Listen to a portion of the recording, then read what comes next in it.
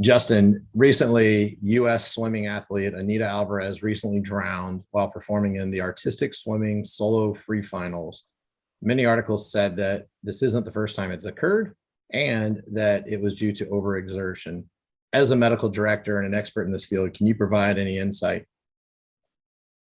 Thank you so much for the great question, Wes. For those of you that don't know me, I'm Dr. Justin Sempsrott, Stargard Elite Medical Director. As my inbox and text messages started to become flooded with this article, and I looked into it a little bit more, most of the articles were saying that she lost consciousness due to overexertion and that it occurred a year prior as well while she was competing. And what a lot of the articles I think missed was one, identifying that she drowned.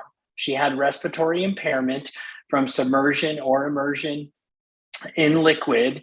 And fortunately, she didn't go into cardiac arrest. She responded with just some rescue breaths and some supplemental oxygen, but she drowned and survived without morbidity. And I think that would be an important step for those that report on these articles, but as well as our water cooler discussions about it, to use that terminology that she drowned.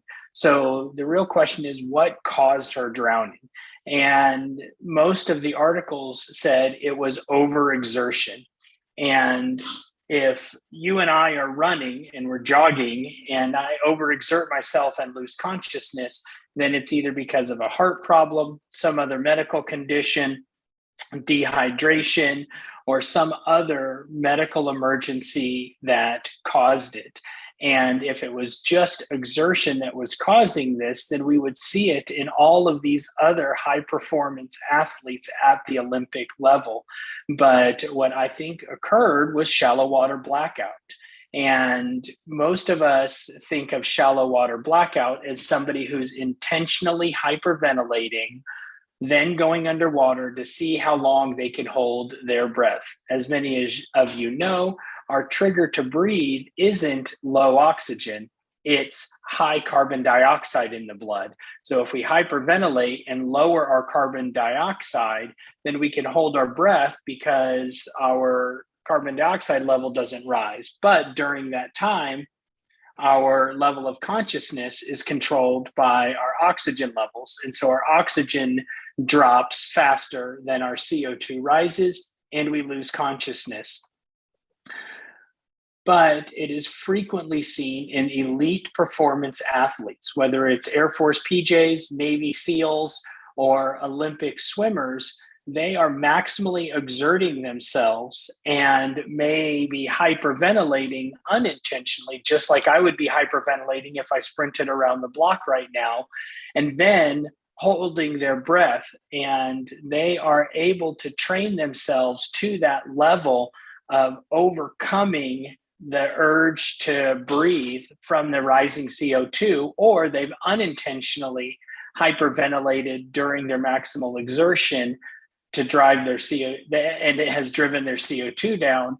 And now they're becoming hypoxic without realizing it.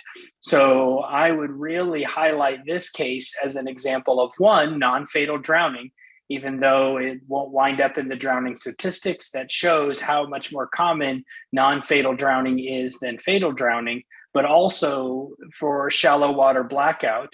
And there was a lot of articles with criticism of the lifeguards not responding in time and not recognizing the severity of the emergency. And it's easy to develop that inattentional blindness to a lap swimmer, to an elite athlete, to somebody who taps on your tower and says, I'm training to be a Navy SEAL, I'm going to be swimming back and forth across the bottom or something like that, to pay them less attention. But the reality is that those are the people that are more at risk for shallow water blackout than kind of the average Joe weekend warrior like myself, or the child who's intentionally hyperventilating. And I will add that I've also seen cases of shallow water blackout in 6, 8, 10-year-old kids who are repeatedly surface diving to pick up rings or other toys off of the bottom. And they're so focused on that task of picking up the toy, they may not be taking full breaths at the surface and are unintentionally hyperventilating just by repeatedly going to the surface. So all the more reason why we need to stay vigilant in the chair. And I will add that the treatment for shallow water blackout is the same as any other drowning. You're going to perform your initial assessment, and if they're unresponsive, then provide rescue breaths, oxygen, and then chest compressions as needed along the normal usual ratios. Thank you so much, Wes, for the great question, and we'll catch you all next time.